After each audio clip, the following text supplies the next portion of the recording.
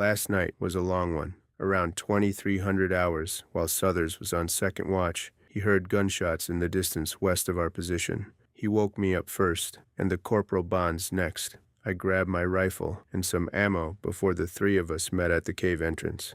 I ordered everyone else to stay put in the cave. Before we knew it, Southers was already on his way down the hillside. I ran after him with Bonds, hot on my tail. Not long after, that is when the gunshots soon turned to screams. We ran into the darkness without a second thought. Bursts of light from the guns still shined through the dense forest, but as we got closer, the woods soon became silent. Switching over to night vision on our rifles, we came across two bodies. Both were soldiers from the Athos. It was a gruesome scene, almost out of a horror story. The bodies were drenched in blood from cuts all over them. Open wounds covered their bodies, showing the torn flesh and bone. I've seen a lot of things in my military career, but nothing like this. Regardless, we pressed on. Guns at the ready, we covered each other's movements, scanning for any signs of life. A moment later, a frag grenade went off some distance to our left. Dirt and branches flew into the area as more gunshots soon rang out. I grabbed Southers and dove behind a rock for cover. Bonds took position next to a fallen tree to our right. We heard footsteps running towards us as shouts, in between gunfire, continued into the night. I was the first to yell out a call sign, hoping someone would answer.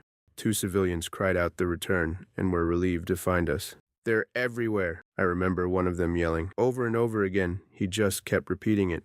The other one wouldn't stop crying as she held on to Southers like a baby. I tried to get the story out of them, but they were overwhelmed with shock. Both of them were covered in blood, but with no wounds of their own. I pointed towards the hill above the open tree line and ordered them to keep running. We needed to keep moving as more shots started firing in the distance again. I don't recall if they listened or if we just left them. It was a long night, and we didn't know what lied ahead.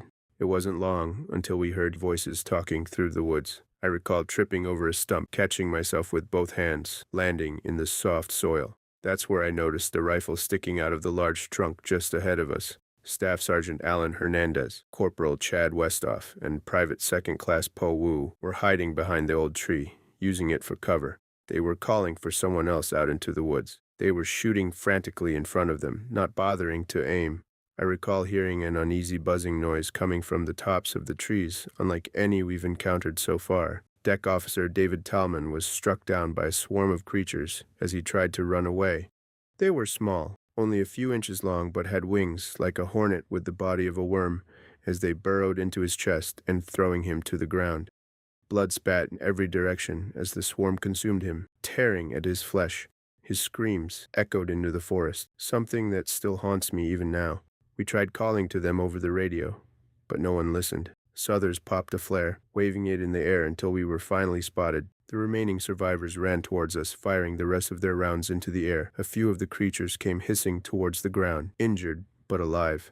The buzzing continued, getting louder around us. The leaves on the treetops rustled as the creatures swarmed towards us, and that's when we knew the creatures were coming at us now. I just remember whispering, "Oh, shit,"